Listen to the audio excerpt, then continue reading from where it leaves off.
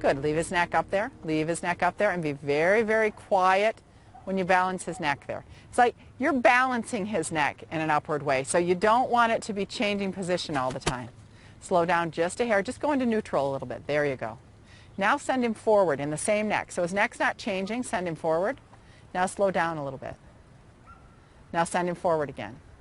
Ah, that was the element that he was missing, and that's why he got unstable in the neck. He wasn't really pushing with the hindquarters. Good. Send him a little bit forward. Now slow down a little bit.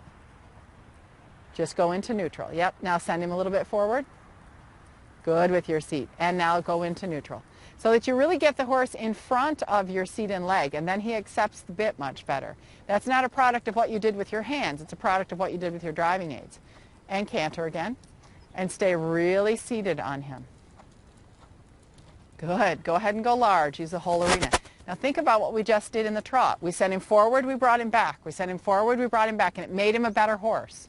So even if you're using the whole arena, you can do the same thing with him here. You can say, cover a little ground, come back, cover a little ground, come back. Yes. So go back to rising trot, and knowing that you're riding with a double jointed snaffle, keep that center, be extra quiet. That single, that plate or that joint that's in the middle, that piece that's in the middle, you want it to stay in the middle, which means you can't saw on the bit at all. You can't move it through the horse's mouth. So if you stop moving the bit in the horse's mouth, you're only left with your leg and your seat really to bend him and get the feeling that you want. So if you're really concentrated that the bit will stay still, yes, look at you, look at you. No matter where he puts his head and neck, you concentrate on keeping the bit still in his mouth.